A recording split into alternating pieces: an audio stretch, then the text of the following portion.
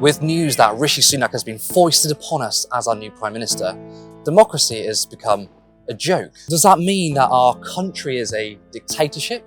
Not quite, because it goes deeper than that. We live in what can be described as a dictatorship of the bourgeoisie. Translation: society ruled by the rich. It's not just having a particular Tory Prime Minister being the problem, because it transcends that. Even if we had a general election right now, we're given a so-called alternative in a Keir Starmer-led Labour Party. Now, Starmer is a man who has flirted with the idea of austerity. A man who, despite being the leader of the Party of Labour, refuses to back striking workers. A man who is very much on side of the establishment and wouldn't stand up to capital and big business. Rather, he cozies up to them. Starmer and his top team have been meeting with business leaders, hark back to 1997, where Tony Blair built a relationship with those whose interests are diametrically opposed to organised labour. The same is happening again. What we may see as being against the interests of the workers, in the eyes of the media, is just sensible politics. Of course it's not sensible, but this is a trick in which the media narrows the debate so much that there is only one course of action. If it makes sense for big business, then it's adult politics. It's no coincidence that most of our elected representatives don't seem to make a transformative impact on our lives. It's not that it just happens that we have bad people in politics. There are those who entered politics to really change things. But some are corrupted through money and power.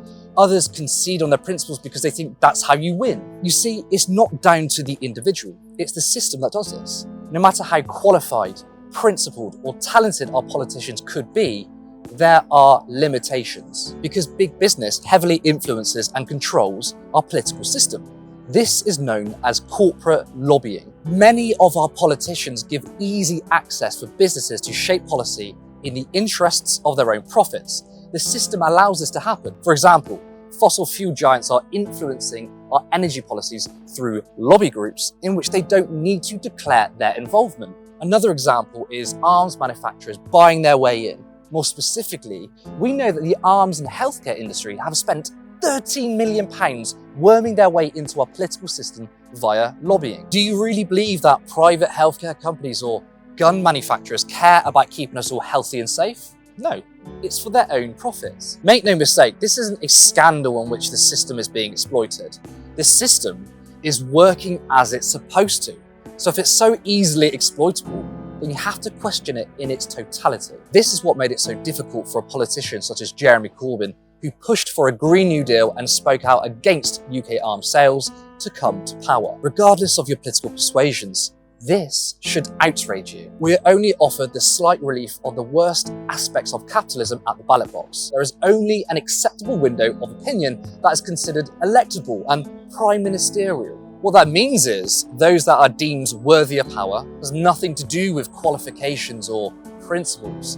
It's that they can be easily influenced by big business. If you stray away from that, then there are unimaginable forces to stop meaningful change from happening. Out comes the media industrial complex, an ecosystem of billionaire-backed corporate media and a revolving door between those in government and our so-called impartial BBC. Their job is to represent their financial backers, which are large businesses and warmongers. The idea is to drain away the imagination of a different society and manufacture consent.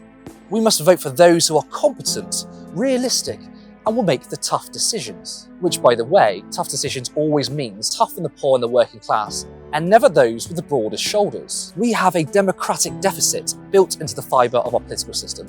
Is it democratic that money is more powerful than a vote? Is it democratic that people like Rupert Murdoch are just one phone call away from reaching our political leaders? Of course not. Yet government policy and legislation is heavily influenced by the financial elites. This is what makes it a dictatorship of the bourgeoisie, in which the wealthiest people in society control government and decision-making, and our participation is largely meaningless. However, real change doesn't happen inside Westminster or the House of Commons. It happens through the grassroots. Power concedes nothing. The Westminster elite will never give away concessions from the goodness of their heart. We must take them. Throughout history, major changes have happened through us, the people. Universal suffrage, trade unions and workers' rights, civil rights, by taking direct action, by supporting striking workers, by participating in civil disobedience, that's where we win. So no matter who is in power, no matter who wins the next general election, we must still fight hard against the forces of power trying to crush the working class of this country. It may feel overwhelming with seemingly a crisis after crisis, and there is so much ramble and noise from legacy media. You can do something. Support the Canary Workers Cooperative. We are an organisation that has no bosses, which is democratically owned. We are building an alternative to the interests of the elites by amplifying marginalised voices. We support the working class because we are working class. With your support, we can not only continue our work, but we can grow. Join us. Go to thecanary.co/support and help fight back against the establishment media.